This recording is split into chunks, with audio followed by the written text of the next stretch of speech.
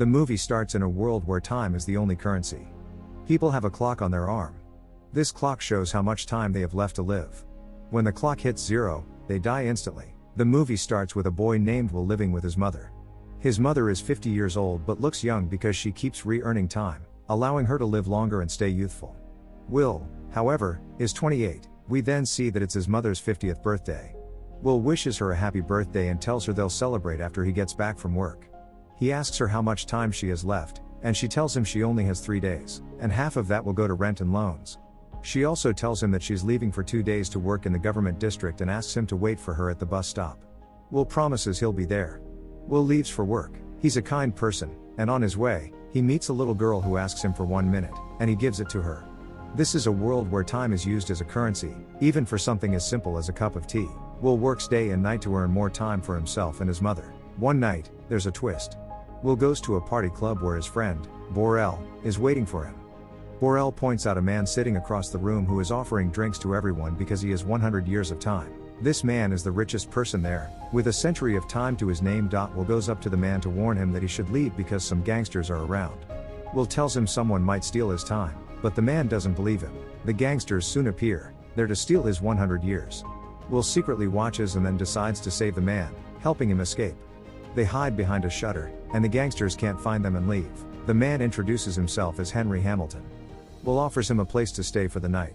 Henry sees Will's time and says that Will himself needs help, but Will refuses. Henry reveals he's 105 years old and tells Will about the different time zones. He asks Will what he would do if he had so much time, and Will replies that he wouldn't waste it. The two of them fall asleep there. The next morning, Will is asleep. Henry comes to him, transfers his entire 100 years to Will, and leaves. When Will wakes up, he's shocked to see he has 100 years of time. He looks for Henry, but he's gone. Will notices a message Henry wrote on a window glass: "Don't waste my time." Will sees Henry on a bridge and runs to him, but it's too late. Henry has jumped off the bridge and died. Will leaves and goes to his best friend Bor-El's house, where he meets Bor-El's wife. She tells him Bor-El is outside.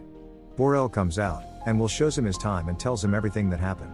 Bor-El warns him that it's not safe to walk around with so much time. Since Bor-El is his best friend, Will gives him a gift of 10 years and leaves. Meanwhile, Will's mother has paid off all her loans. She gets on a bus, but the driver tells her the fare is now 2 hours, even though it was 1 hour before. She has only 1.5 hours left, and the driver tells her to run. No one helps her. She starts running, with only 21 minutes left. Back at the bus stop, Will is waiting for his mother. He realizes she isn't on the bus she was supposed to be on and understands she's in trouble. He starts running to find her. Will's mother has only 10 seconds left, and Will is running towards her. They are running toward each other so she can get some of his time, but just as she reaches him, her time runs out, and she dies. This is a heartbreaking scene, as Will couldn't save his mother despite having so much time. The police investigate Henry's dead body. Will decides to go to the time zone, a city where rich people live and misuse time, causing middle-class people to die. Will goes there to steal everything they have. He books a hotel room, unaware that the police suspect him of murdering Henry and are looking for him. One night, Will goes to a casino and asks the manager to play poker with no limits. He meets the richest man there, Philip Weiss, the owner of the time zone, and his daughter, Sylvia. They sit down to play cards. Philip Weiss bets 60 years, and Will bets his entire 100 years. With only 5 seconds remaining, Will shows his cards and wins, getting a total of 1,100 years. Sylvia is impressed by Will, and she invites him to a party at her house. Will buys a car to get there. At the party, he dances with Sylvia, then takes her to a beach where they have a romantic moment. They rejoin the party, but the police arrive and arrest Will. The timekeeper interrogates Will and seizes his time, leaving him with only 2 hours left. Sylvia also starts to think Will is a thief. Will grabs Sylvia and holds her at gunpoint to escape. He puts her in a car and drives away. He asks Sylvia for some time, but she refuses. They get into a car accident and are knocked unconscious. The gangsters arrive and steal Sylvia's time.